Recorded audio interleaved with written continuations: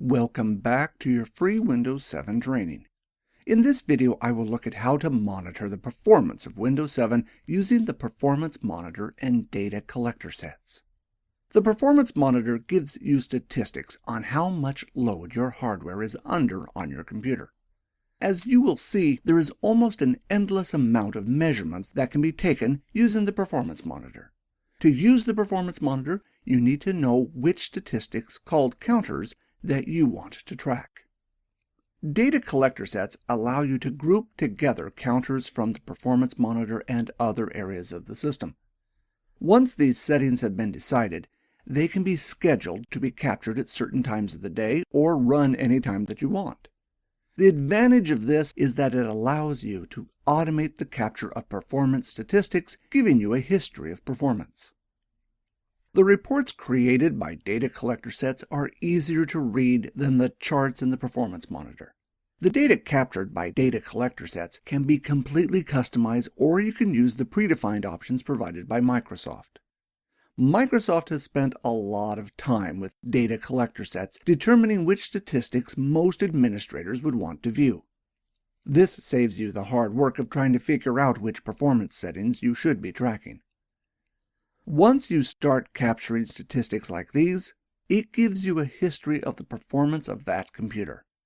These statistics can help you locate what is called a bottleneck. A bottleneck is when the entire computer performance is limited by a single component. A common bottleneck is RAM. If you do not have enough RAM in your computer, this will cause the hard disk to be used for virtual RAM. This will slow down the entire system.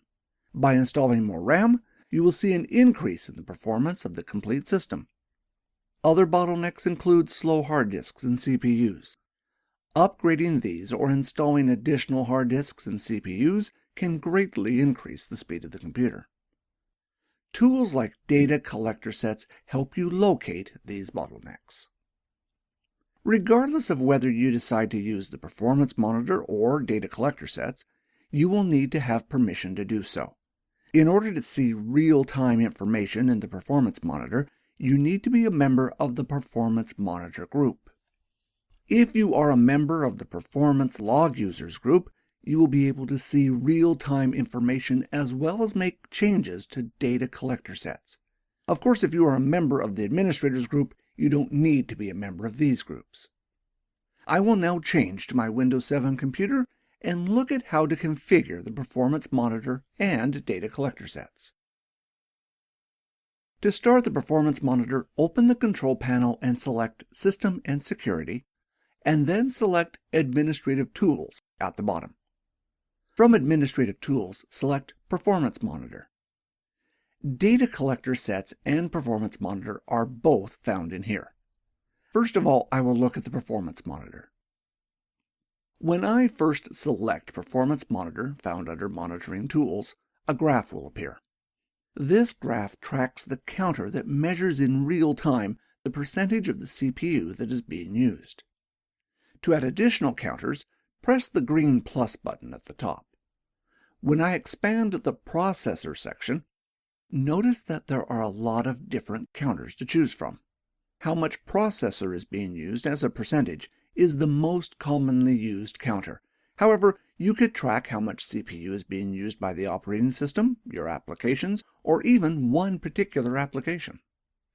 Each counter may also have different instances that you can choose from. If this computer had more than one CPU, I could track just one CPU or core. The default option will combine statistics from all CPUs on the computer into one. When I scroll down, you can see how many counters there are. The list seems almost endless when you also consider that each section can be expanded. In most cases, you will measure counters on the CPU, memory, and the hard disk to get an understanding of the performance of your computer. If I scroll up to memory, I can add the counter Available MBytes. This will show how many megabytes are available to applications. In some cases, you may know what the counter measures, but a lot of counter names are quite cryptic as to what they measure. To find out what a counter does, select the option at the bottom, Show Description. Once you have which counter you want, press the button Add and press OK, and the counter will be added. The counter has been added with the same color as the CPU, so I will open the properties and change the color to blue. As you can imagine, it can take a long time to go through the hundreds of counters and choose the ones that you want. You may also want to capture data at certain times of the day for benchmarking and statistical purposes. This is where data collector sets come into play. If I select Data Collector Sets and expand System, there are two data collector sets created by default. These are System Diagnostics and System Performance. To start the data collector set, right-click the data collector set and select the option Start. To see the results from the data collector set, expand the Reports section. Notice that when I open the report, the status is shown as collecting data for 60 seconds. I will pause the video and return once Windows has finished capturing statistics. Microsoft has done a lot of research in finding the most commonly used statistics that administrators use and placed them in this data collector set. In most cases, if you just simply want to find a bottleneck in a system or create a benchmark for a system, the default data collector set should work quite well. At the top, you have some statistics on CPU, network, disk, and memory use, captured in the 1 minute while the data collector set was running.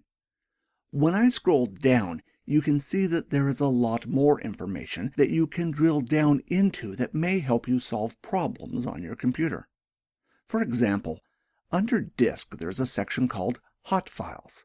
These are the files that had the most disk activity in the minute the data collector was running. If your computer performance is slow and there is a lot of hard disk activity, this may give you an indication as to what is causing the problem. For example, if the paging file was at the top, the system may need more RAM. Just remember that these statistics were gathered over a minute. If a large job requiring more RAM was running at the same time the data collector set was running, it may have caused a lot of paging. If this was an unusual occurrence, then you may not need additional RAM. It is important to look carefully at these statistics and work out what they are telling you. Scrolling down, there are statistics on how much RAM certain processes are using. If you are running low on RAM, this can tell you which applications are using the RAM.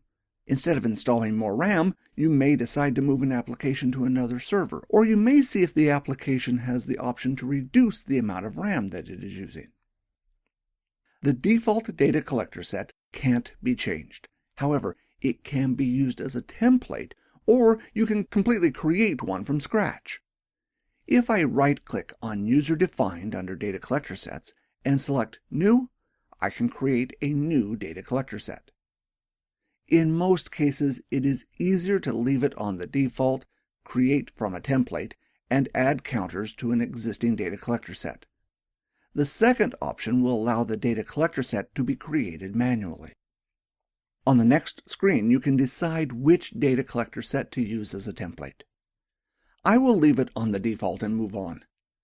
The next screen asks where you want to save the data collector set. I will leave it in the default location. On the next screen, if you click on Change, you can choose which user will be allowed to run the data collector set. The default system user will work fine for our purposes, so I will leave it on the default and finish the wizard. The default data collector set cannot be scheduled, but a user-defined one can.